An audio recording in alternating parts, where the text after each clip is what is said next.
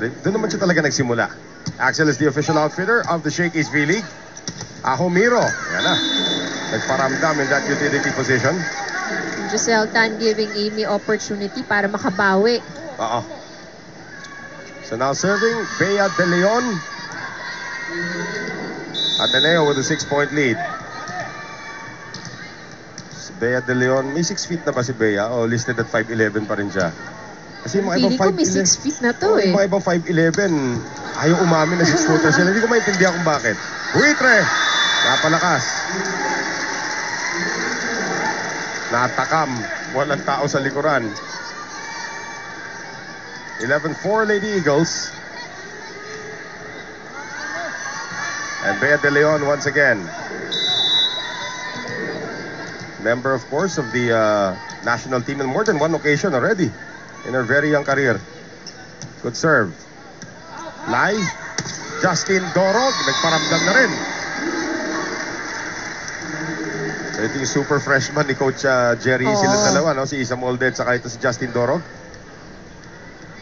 May kasan niya sa kanyang tira. At saka yung makikita niyo, mapapansin mo siguro dito sa dalawang freshman na to. May tapang kasi. Right. Here's Maraginot off the block. Di maabutan niya ng mga matatangkad na nasa likuran para sa UP. That's why Estraniero now back in. 12-5 Ateneo. Rongo may Papa Ahomiro. Kiwi na lang, kiwi. Kiwi na lang. Jualay. Ong. De Jesus. Ong. De Jesus. Maraginot. That is just out.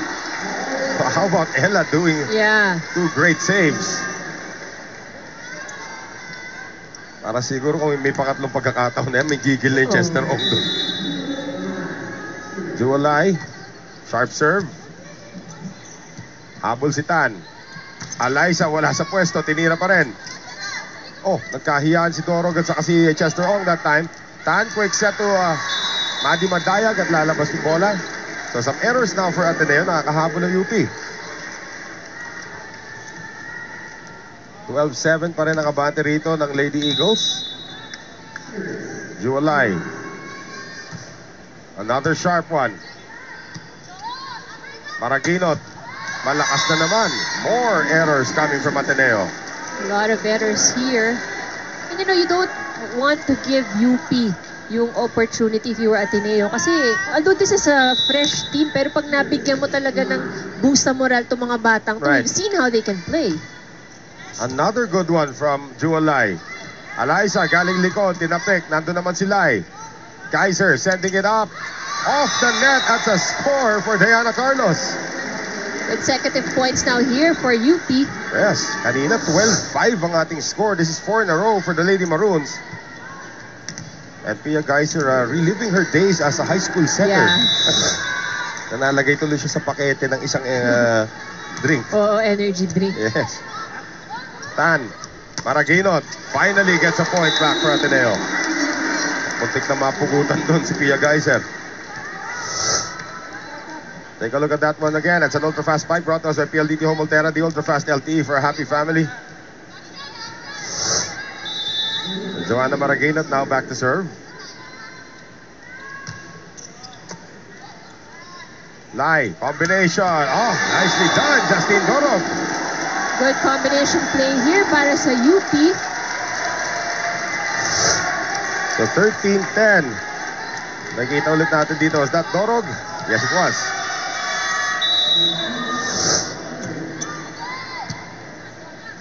Here's Stan. Kabila. Valdez. Nice block there coming from Diana Carlos. Pero lalabas. But this time, the UP blockers got there in time. Oh, yeah. So, yung mga ganun parang okay lang kahit outside. But the important thing is yung na-block nyo na siya. Try to send a message to Alaysa. Actually, it won't come easy. Mika says the official ball of the Shakey's V-League. Madayag on the serve. Here's Isa Molde. Trying to change directions in mid-flight. Masyado malakas pa rin. So 15-10, Ateneo. Madayag from Davao. Set up now, Diana Carlos. Pumapalag ang UP, ha? Excellent play. And it is, yung mga quick sets itong UP, ito yung gumagawa ng puntos against Ateneo. Well, for UP, if you're going to watch any film of any Ateneo match na nangyari na dito sa komperensya to, panuorin nyo yung laban nila against the College of St. Benil. Oh yeah, that 5-set match. How Ateneo was dropped in the first 2 sets there as Molde misses. Pero nag-iingay po Lady Maroons. They are down by 5 against Ateneo. Magbabalik po kami. 16-11 ang ating score. Ateneo po may abante ng 5 puntos kontra sa University of the Philippines. Once again, Noel Zarate kasama si Ivy Remulla at si Tricia Robredo from the San Juan Arena.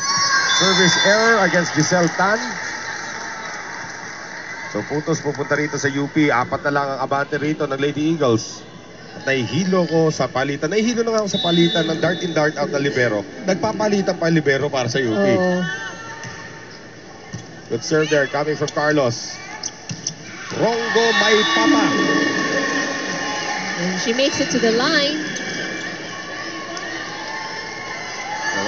Requirement ni Coach Ty, pag nakapuntos kayo, ngiti. PLDT Home Montero, the ultra fast LTE for a happy family with speeds of up to 10 Mbps. Monthly internet for as low as 999 pesos. Valdez on the serve. Tulak galing kay Molde. Binuhay naman ni Tan De Jesus. Sending it up. Rongo may papa.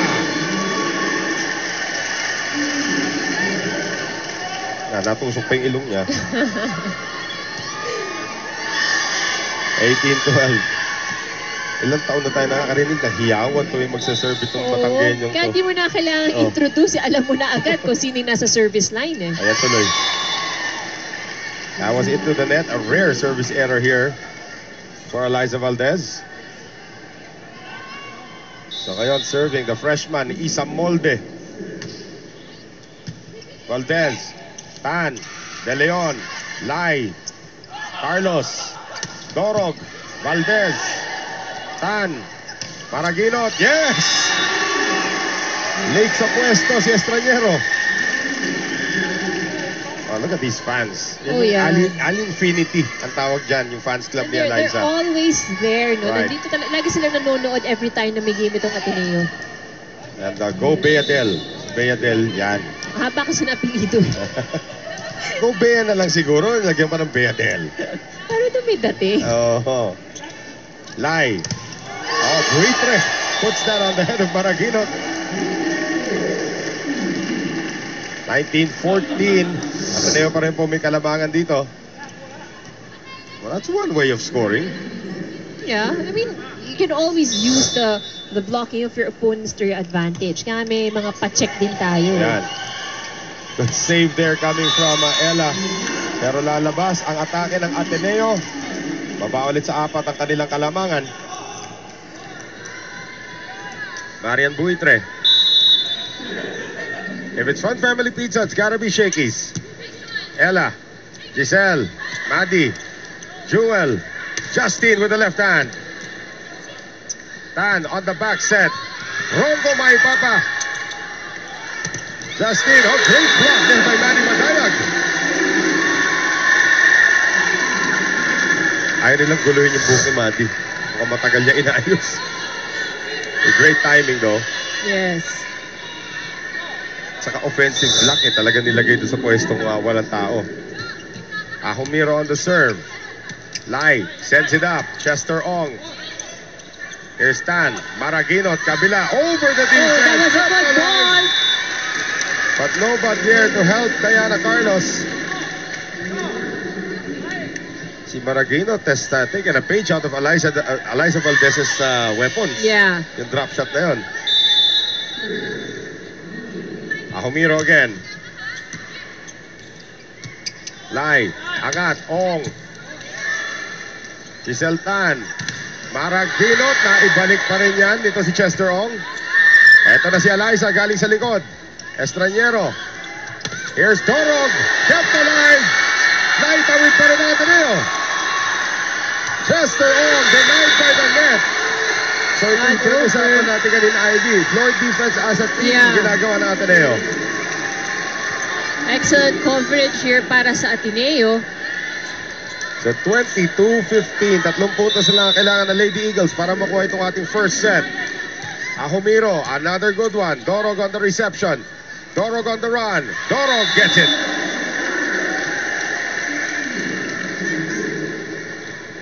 The freshman delivers for UP. Ito yung sophomore, magsaserve. Jualay. Good serve. Tan, combination, Maraguinot na ibalik pa rin yan ng mukha nitong si Jualay off the block. Maraguinot, could have sworn that was Eliza Valdez hitting there. Pareho na halos yung forma nila, pati yung approach. Dinadaan na rin sa lakas no? Right. And now Maraguinot back to serve, which means the real Eliza Valdez is now in front. Short, point for UP. So another service error here para sa Ateneo. Coach Jerry has not used a timeout in this set. Dorog. Tan on the run, Madayag denied by Molde. Ong, inangat. Diana Carlos. Oh! Looks like it might have touched the Ateneo player pero lumabas naman yung bola, no call. So 7 set points for the Lady Eagles. And the sophomore Maddie Madayag to serve. Estranero, Lai, Molde. Chance for Ateneo to put this away. Valdez. Oh, out of nowhere, Estranero. Tinawid pa rin niya ni Lai. Tan, De Leon, Estranero again. Molde. Gusto ni Molde ang kanyang set, pero binuo pa rin Ateneo. Great defense. Great block there from Carlos against Valdez. Eliza. Straight into the net. Sabay tili si Eliza. When I realized that because it was a good save. Tan was able to save it perfectly also. Right. And off the block, talaga siya pa rin nakumuha when it deflected her hand. Chester Ong trying to keep UP in this first set. Valdez. Tan. Galing likod. Maraguinot. Wow! Wow! Joanna Maraguinot has taken some power pellets here in the first set.